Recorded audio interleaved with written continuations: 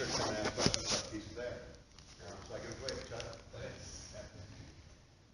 All right, hello. Thanks, Rod. Yeah, I guess first a couple of just quick thank yous to Erin Hankey, who's out of town right now, but let's go ahead and thank her, the director here at the Whitney Center, as well as Brittany Dillon, who is in class. I just left her class. We were doing a little bit of a workshop, and I think she was still lecturing, so I might wander in here in a second, but we're having fun. It's like the second day of the semester, so it's hard to find something we could do that was useful to the students, and so we talked about the sense of play and just having this experimental nature, go out with the camera and not worry about settings and all this kind of stuff. So anyway, we had a little activity, a little workshop thing planned, and I guess they're still working on it. So anyway, I'm excited to talk about this work here today, to present this with you, this exhibition, and this talk. And what really excites me is to present this outside of the region. This is the first time I've exhibited the work in a solo exhibition outside of the region of the Deep South. So, and especially significant to me is the fact that it's out west. I'll talk a little bit about that. So, essentially what the project that I'm going to talk about is a body of photographs. It's a visual survey of remnants of old-growth longleaf pinelands across the coastal plain of the Deep South, and fire's role in the pine forests of the southeast. Now, longleaf is a particular species of pine trees that sort of thrives down there. The trees, when I say old growth, I like to go ahead and just get out of the way what I mean by that. They can be over 400 years old, and I say that because it's not quite as impressive as some of the oldest living organisms on the planet. I know there's a photographer, Rachel Sussman, that did a project that she went all over the world and sort of photographed the oldest living organisms, like the bristlecone pines out west and stuff like that. So, but yeah, either way, this was literally one of America's most significant landscapes and ecosystems, and it has very deep ties to sort of the culture, our cultural history, the environmental history, as well as the economic histories of not only the South and the region down there, but beyond, nationally and even internationally. So why I say when I began talking like this was significant and important for me to talk about this work out west, it really has to do with when I began envisioning this body of work and producing it. One of the thoughts in my head and going through my head was, it's a body of essentially landscape photographs. And that by and large, the history of American landscape photography is mostly a Western endeavor. Now, there's early examples where the U.S. Geological Survey, really this was just prior to the Geological Survey's formation, I believe, the War Department or whatever, sent the U.S. government sponsored teams of people to come out and explore the West. A lot of you might know about this work already, but there's some of the earliest images, and along with these teams of explorers, there was artists and photographers were sort of part of this. So this is I tried to pick Wyoming specific examples, Carlton Watkins and William Henry Jackson. So the 1880s, these are some of the earliest images. And then here's one. This photographer came up when I was searching the internet, the U.S. Geological Survey. You can kind of search their the collection. And Nelson Horatio Darden, who was a name I wasn't familiar with, but this is Elephant's Foot. If you're from here, maybe you know it because they say it's 20 minutes outside of Sheridan. It really doesn't mean a lot to me, but maybe does anyone recognize this place? Anyone been here? No. No? Okay, well, interesting. So maybe it's not that significant. I don't know. All right. So at any rate, back to sort of my project here. So this idea of landscape photography, and I guess I should say, thinking about those early landscape photographs. I mean, certainly there's the sort of transcendentalist writers in the Northeast when we think about landscape in America, and the Hudson River School painters. So there's other influences, but for me in photo, the history of American landscape photography, and then on to Ansel Adams, that generation, and then more recently the photographics movement, that kind of thing. I'll get back into my body of work here. So this kind of broad overview of remnants of the longleaf forest that basically, when I went out with a camera in the last over about 7-year period. That's about 100 to 150 years after the landscape scale industrial removal of literally tens of millions of acres of this landscape that was here prior to European settlement. Yeah, so in part, I'm trying to, maybe spread awareness to those who are unaware of the natural history tied to this and the sort of sense of significance of this particular landscape. I'll say that those who do know about it, a lot of people in the Deep South, know about longleaf, and those people are typically quite passionate about it. Yet it's, even in the region, it's under the radar for a lot of people. And, it's probably because pine trees are sort of ubiquitous. They're everywhere in our country, especially in the South. But I mean, like, New Jersey has the pine barrens, there's pine trees here, there's pine trees out in California, they're everywhere. So that kind of makes it tough. And creatively, I kind of like the challenge of that, like the subtle distinction about the way it might look, what makes it kind of significant or special, that kind of thing. So this is a kind of map that shows you the historic range. I use this terminology that I'm kind of borrowing from an environmental historian that says the landscape was a mosaic. I like that term. It's not like I'm saying longleaf covered this whole part in green. But initially it was a mosaic of some 60 to 90 million acres. And that at its lowest point in the 1990s was down to less than 3 million. So it's largely decimated. And then more specifically, old growth, the part that I was looking at, is less than, at least by the surveys I was looking at, less than 12,000 acres. So you have this landscape that was some 60 to 90 million acres and reduced down to what I'm looking at, less than 12,000 acres. Also, there's this sort of sense of personal significance to me. As Rod mentioned, I grew up in Hattiesburg, Mississippi. I mean, I was born in New Orleans down there, but Hattiesburg's about right here. So that's, kind of smack dab in the middle of what we always call the Pine Belt, right? And they were in my yard, not old growth trees, but probably second growth. My chore was to rake the pine needles and put them in neat rows and then put them in the flower beds, that kind of thing. They were in the play spaces where I rode my dirt bike, that kind of thing. So it's something that's kind of deeply ingrained in my, sense of place, my identity. So I started this project with just this notion of longleaf in general, and because of that personal connection. But as I started to look around and do a little bit of research, the university I teach at, Auburn, has a School of Forestry and Wildlife Science. They have a Center for the Study of Longleaf Pine. And so I started digging around in a little bit of the literature and found this survey that looked at, the remnants or what's left over of like these old growth plots. And I kind of liked that creatively it helped me narrow. I mean, I think as artists we're always looking for parameters sometimes to guide projects and things like that. So it provided me with some waypoints and put me out in the world and put my boots on the ground in certain places. This is kind of a chart that boils down with that survey kind of had in it that lists the names of these sites, and you can see the ownership column, maybe I don't know if I'm too small, but public or private. TNC is the Nature Conservancy. I'll just note that a lot of the ones that say public are actually they're military bases, so they're technically public. They're owned by the Department of Defense, and those often have like crews of people that are employed. Their mission is environmental stewardship, so they're not like there for the military mission. They're there to make sure that the environment's maintained, which is a good thing. So there's a range of sort of obstacles for me gaining access to some of these places, which is quite interesting. But yeah, this again helped me narrow it down. This map shows sort of locations of where a lot of these sites are.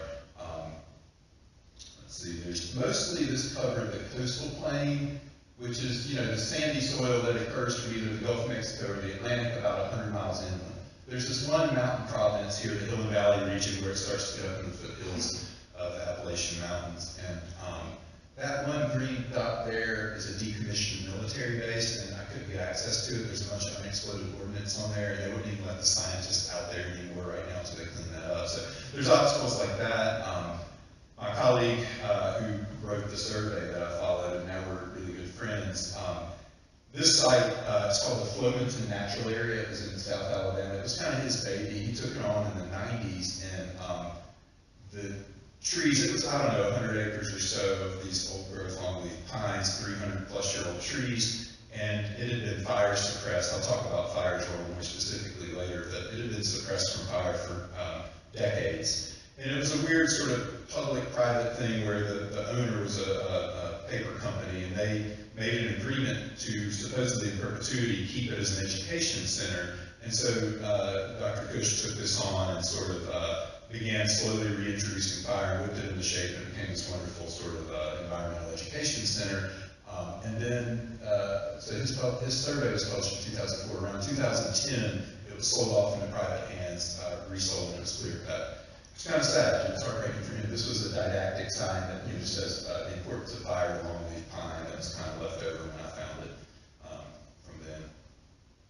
So I'm kind of looking at this landscape that is maybe underloved or underappreciated in the larger culture. I'm searching for something that essentially no longer exists, and I really like that as a creative problem. At least it doesn't exist in the way that it once did.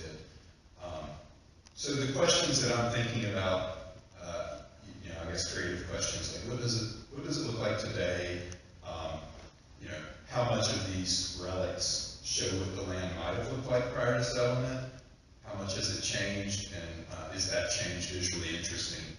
So I'm kind of trying to kind of visually parse out what might have been special or distinct about this landscape, and thinking about sense of place and identity, and how when the landscape is distinct looking, how it might help define that sense of place. So just a little bit about my process. I do, before I go out in the field, I'm doing a good bit of research to sort of inform the work.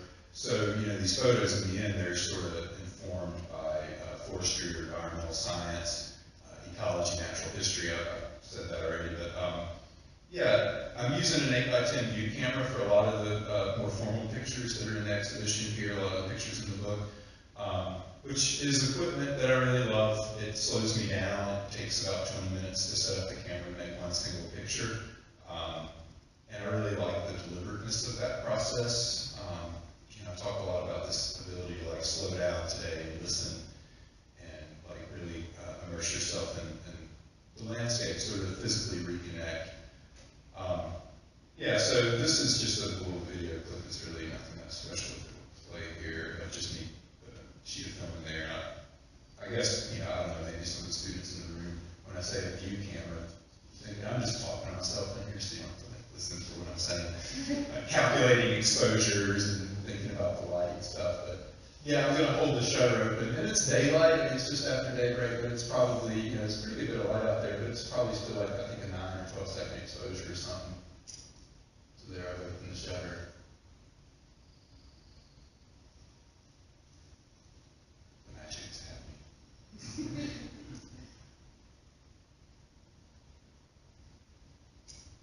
There we go. So yeah, just so that if you're, maybe unfamiliar with that camera and what it is, it's kind of like an old timey camera. They still make them, I guess, on the left as punishment to lug that stuff out in the world, and then it's very expensive these days to do it. But I think, the results to me are worth it. It's an incredibly detailed description in the picture that I really like. This is the resulting image from that. I think there's a print of that one in the show.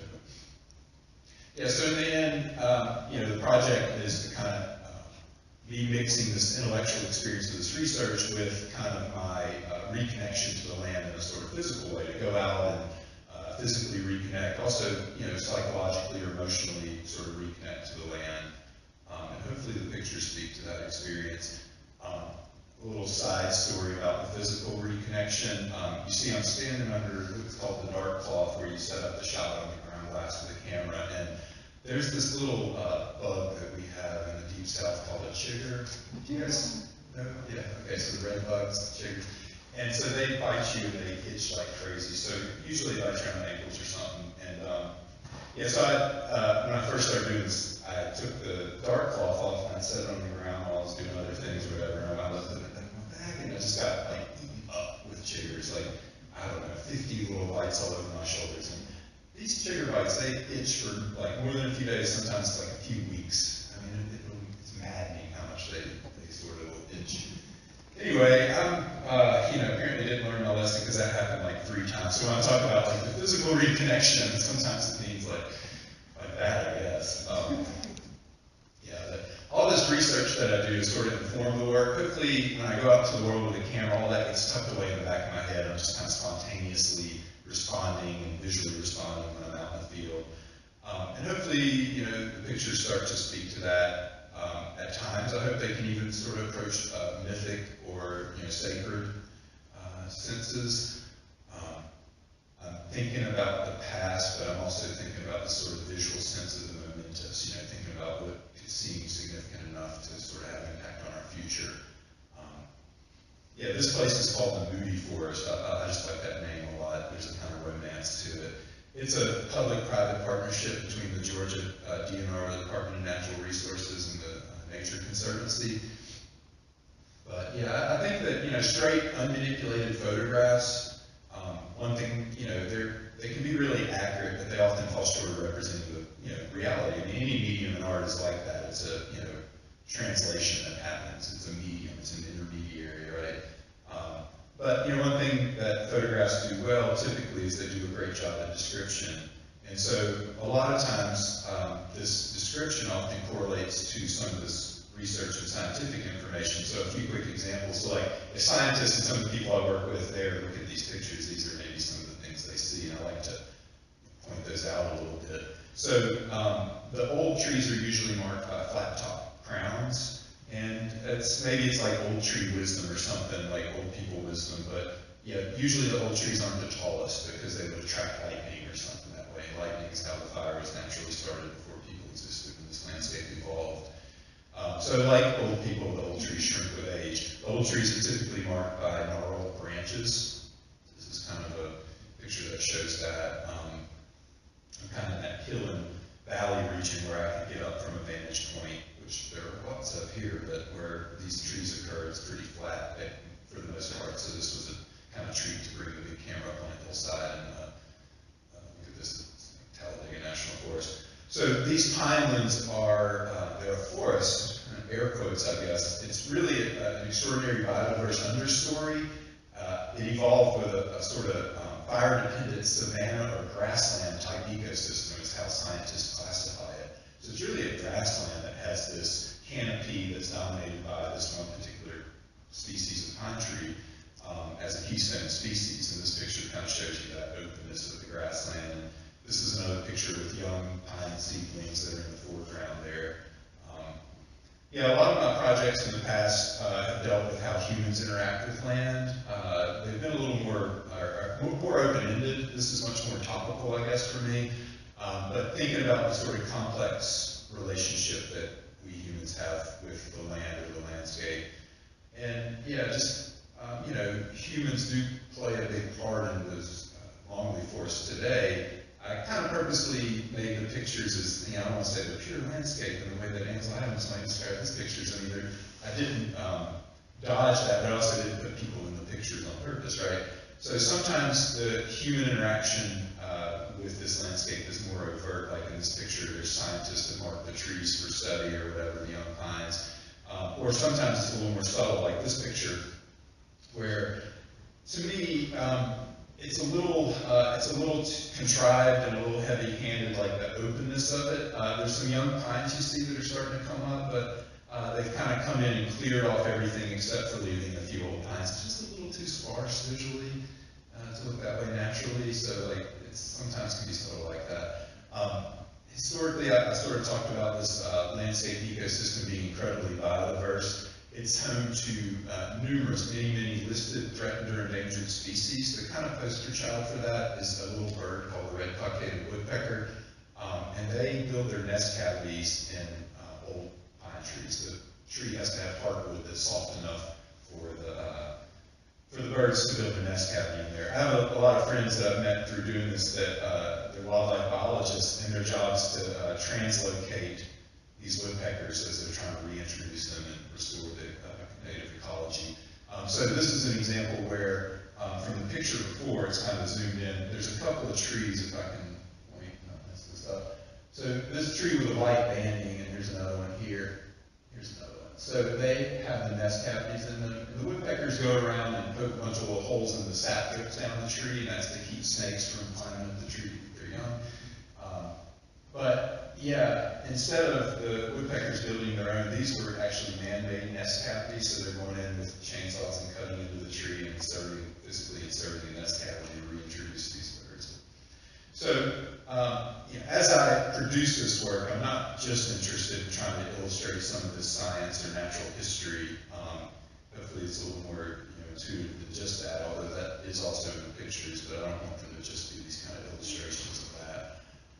So one thing I became interested in over time, I noticed that I was responding to is these dead trees. They're called snags, and they remain standing sometimes for quite a while. They're very structural. I think it was a formal interest, like visual interest, just in the form of it. This kind of strength of this skeletal structure against the sky, this kind of dramatic sky. Or, these snags can stand sometimes up to a decade after the tree's dead.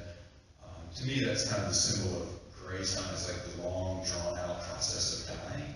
That these two trees, in some ways, they like stand together.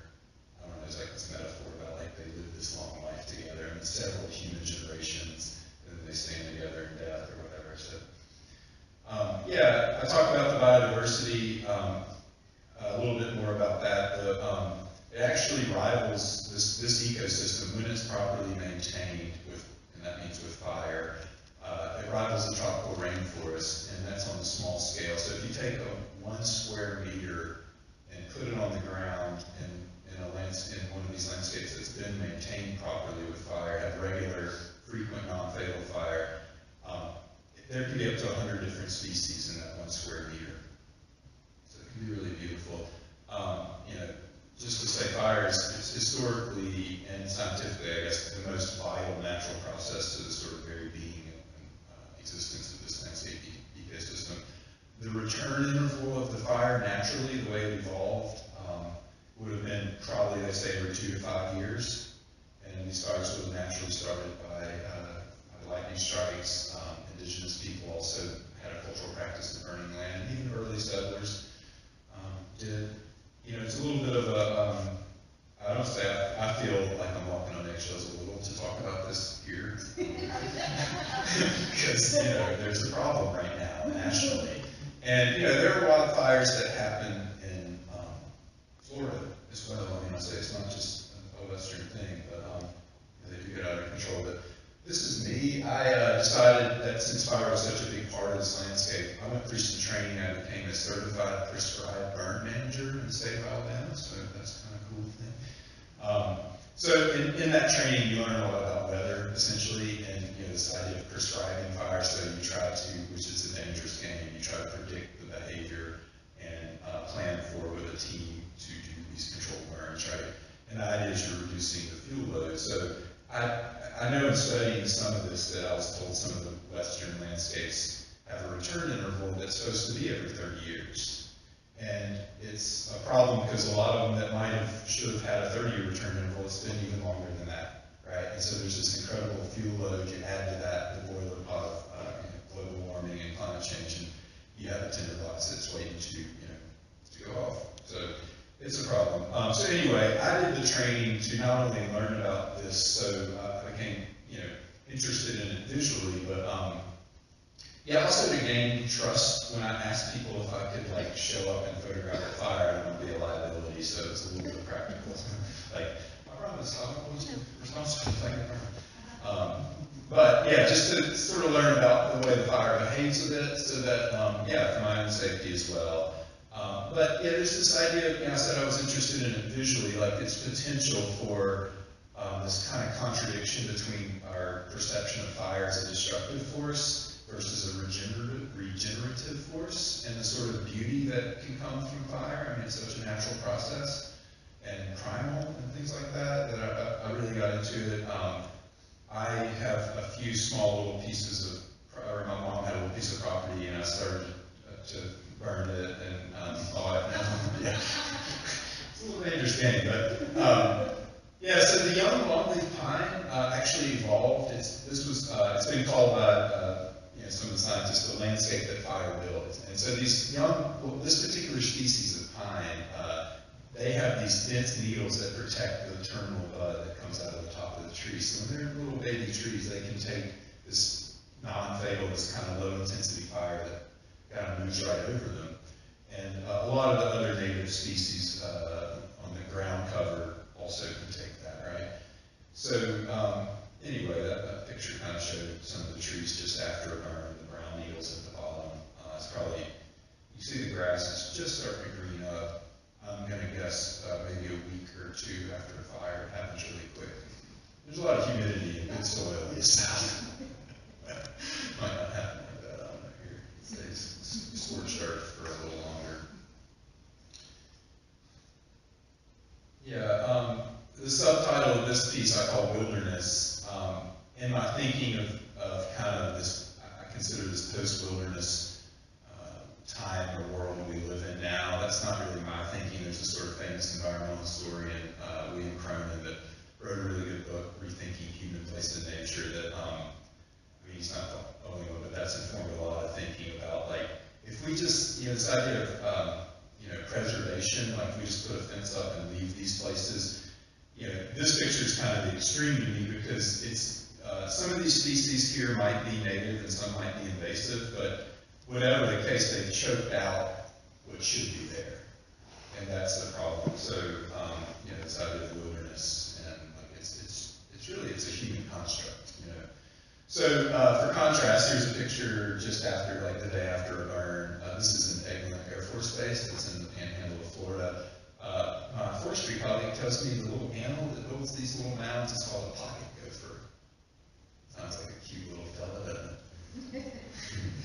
Yeah. So, I'll say some of the sites on the military bases have suffered less from fire suppression because of the bombing and practices they do for the military drills. And so fires carried, in Columbus, Fort Benning, I lived in Columbus, Georgia for a while. Fort Benning's really close, and so they have an active fire program at Fort Benning, and some good long leaf stands there. And yeah, it's interesting because some of that helps maintain it. So talk about fire suppression. I mean, it's not to put all the blame on Smokey the Bear, but yeah, culturally in the 20th century, Smokey the Bear came out and said forest fires are bad. Now they've changed just slightly the syntax, and it's like wildfires are bad. Did you notice the subtle? But not all forest fires are bad, right? So yeah, this picture shows this sort of fire suppressed dense mid-story. It don't look right. It's not really the way it should look. It shouldn't be quite that dense, but it's interesting because this notion of a forest is often thought of as kind of being dense, and these are not, these forests, at least they're not that way. This is a spot where restoration is kind of underway, so there's a lot of stuff in the mid-story that might not should be there. It's actually in Fayetteville, North Carolina, which is a city, and it's not like in the downtown city center, but it is in town proper, and it's like a 100-acre parcel that the city public utilities, like the waterworks, owns it. And it's really crazy. This one woman, and there's I think one other person that know about this sort of significance of these old longleaf pines that are there, and they're trying to beat the drum and talk up the importance of it, but they're having trouble. They can't reintroduce fire. In forestry, they call it the wildland-urban interface, so where developments happen around some of these, and it's a real issue of how to move forward, because you want to protect that. I mean, how do we know what these places could teach us? We might not even know everything they have to teach us yet, or whatever. This is a place that was not on the survey or the list that I showed you earlier that I found throughout the project. And the North Carolina Zoo purchased this land that, along with I think the North Carolina Land Trust, and it was the largest site on Hemard soils, which instead is just off of the coastal plain. And you can see they marked some of the old trees to kind of identify them, but it's very dense, and fire hasn't been on this land in decades and decades. So kind of how it should look versus the way the majority look. This is kind of the well-managed, quintessential landscape. William Bartram was a traveler, the American naturalist that traveled through, I think, Georgia mostly in the late 1700s, and he described when he came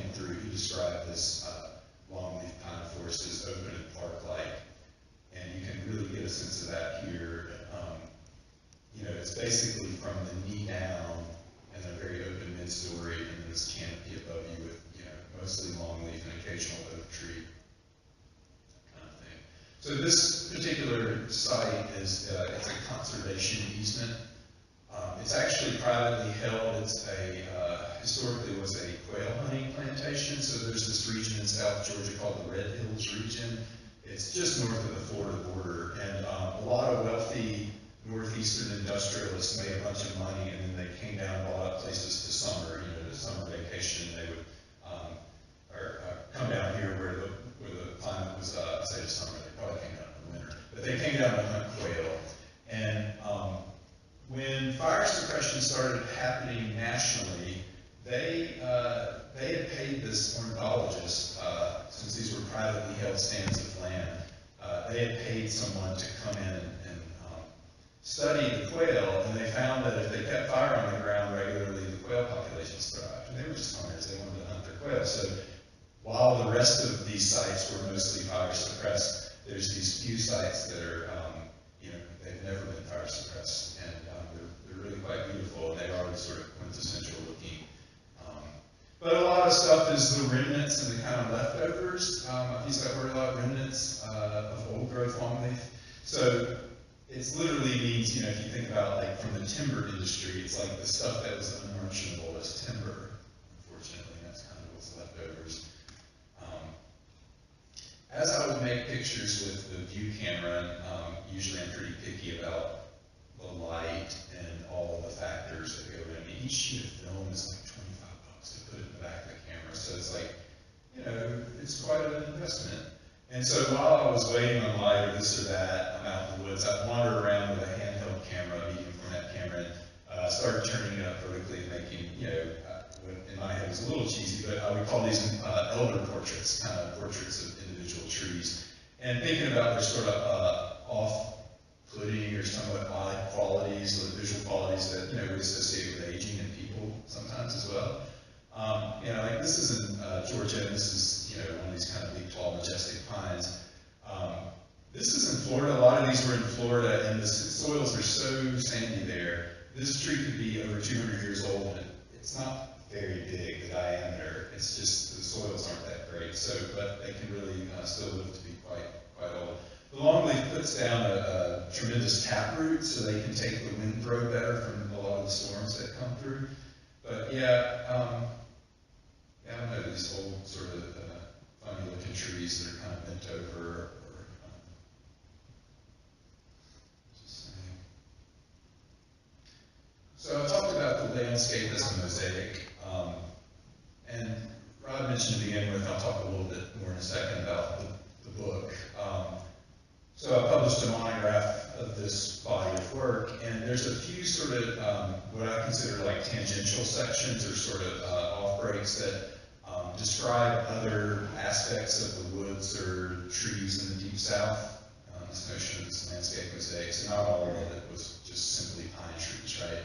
So there's a few other pictures, I guess, interspersed. This was like a plot of corn that deer hunters planted to attract the deer so they could hunt, kind of in the middle of one of these sites that was otherwise a bunch of pine trees. Also, I talk a little bit in the preface to the book about how developments happened in a lot of these places, and sort of questioning when they say a stand of old growth, like what is a stand? Does it specify a certain size plot of land, a certain age of tree that has to be there? Like some of these questions that aren't quite clear. And so, like as I was out traveling, all around the Southeast to make these pictures. I started seeing like flat top crowns in places like this is a motel in Mobile, Alabama that just didn't include that like they do now when they build everything new, or a park, a little city park in Florida. This one was a little cemetery with some old pines behind it. It's on the way to the Moody Forest.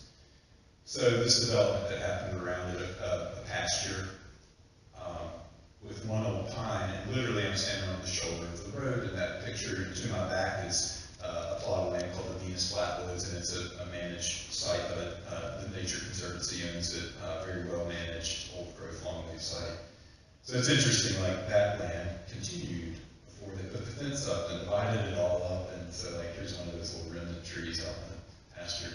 So typically I make these large scale prints that, you know, I think working with the view camera,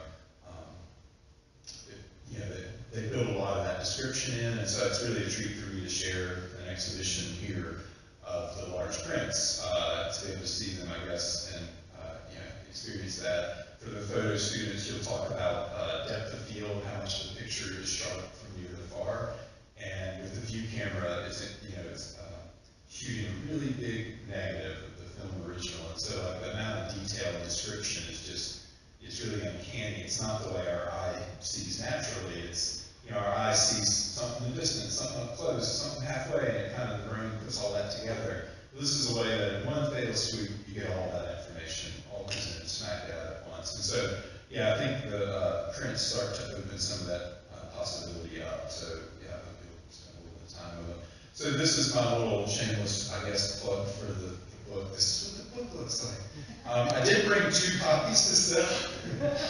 Let me know. Anyway, I wrote a little preface. One of my Auburn colleagues that works in forestry and wildlife sciences wrote a sort of contextual, historic context essay. And then there is a exceptional piece of poetry that really brings the reader into the forest in a very, to me, is a very real and convincing way. And I just want to point that out. I mean, how special the poem is, because we have with us in the audience today the poet. I wonder how you describe one poet, not. Yeah. So Nick Norwood wrote the poem for the book, who's a resident right now at the Gentile Foundation. So he happened to be in town, which is crazy. We didn't know. I mean, we're friends. He lives 45 minutes from me, but yeah, he's on social media, so fortunate to have him here today. But yeah, I'll say this primarily is a book of photos, an ongoing stream of purely visual information. So there's this bit of context in the front and the back. I do have an index in the back that sort of says the county and the date of where these are made to give you a rough. I didn't want it to be like a guidebook, or I'm trying to push away from a little bit of this kind of illustrative properties of the science in a way.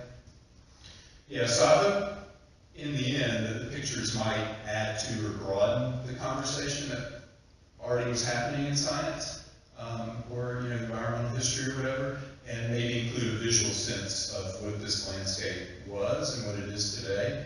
I do feel a kind of kinship to science and its kind of heightened observation, that typically happens. Of course, my practice isn't beholden to the scientific method, or it's not based in that, but I'd say there's some other things that we share, like the rigor and sort of stringency that that goes into it. I do ask a lot of the viewer. The images are quite subtle, and that's why it's a big treat for me to share the sort of large prints with you.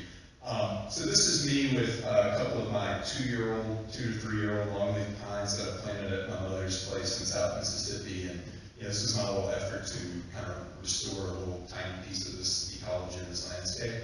And that's my little daughter, Cora, who's now 2, so that's like she's a puppy dog. So this is kind of the day my mother moved, which was a few months ago, and it's kind of a sad picture for me because I'm like saying goodbye to these pine trees. Hopefully they're still there, but they're young.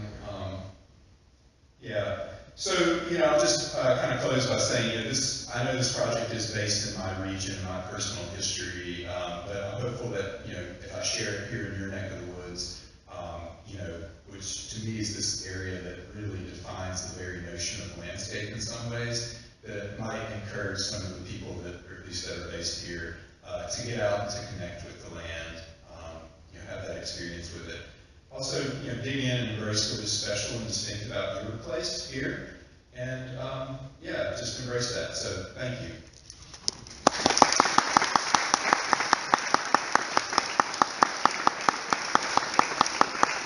So I'm happy to try to answer any questions if you have them. But if you don't, that's not a problem. There's probably some baby carrots out front, and we can eat baby carrots. Yes.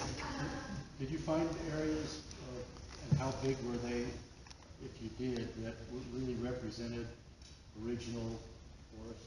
Yeah, I would say, yeah, there were some, and I think the ones that are, in general, like, the most open, this one's pretty well maintained. This is one of those ones on, it's called the Wade Track, that conservation easement that was a quail hunting plantation. This is really kind of the way, if I had to pick one picture out of my whole body of work, this would probably be the one that might have looked like, and the forestry people tell me this as well, this is, might be what it looked like prior to settlement, like what Bartram saw when he came through and described. Very open and park-like. I mean, this happened to be a few days after a burn, or maybe a week after a burn, but look how far you can see. It's a forest, right? Something else. Other questions? Yeah. Is there a champion longleaf pine that you're aware of? I think there is one in North Carolina, and it's, I want to say, oh gosh, 470 some odd years old. I did not photograph it, and kind of on purpose. Like, I didn't want this to just be this kind of me searching for this, either the quintessential landscape or like this is like the prime examples of these trees. And just be that, because that's to me, although I do want to reference this romanticized beauty of a bygone era, but I also want to be carefully accurate to today and kind of show the bigger picture of like where we're at, for that reason, I guess. Did you find a personal favorite? Single tree? Yeah. I mean, I found a few different ones that I really like. Let's see if I have one of these elder portraits that I made of, I really like that one. But, and this one, I mean, it's alive, but bare. I mean, like, it's just frail and it's going away and it's losing its hair. Yeah, I didn't make, it's not one of the ones I enlarged, but in this, sort of sequence, I wish I could see it a little bigger. This one is, has an RCW hole, a natural one, not one that they put in one of the red-cockaded woodpecker nests that naturally occurred in it, and it was really low on the tree. It was like head high, usually they're way up. And it was just so unique. It was this forked, which I mean, there's a lot of forked trees, but I mean, yeah. So that was my most recent, I guess, favorite, but yeah, throughout it, I mean, there's probably a few that, I don't think I ever hugged a tree. Not that you asked me that. They have a lot of sap. Get all sticky. Anybody else? They're not like an oak tree. That's right. Well, thank you all, and maybe we can go look at some of the pictures out in the gallery.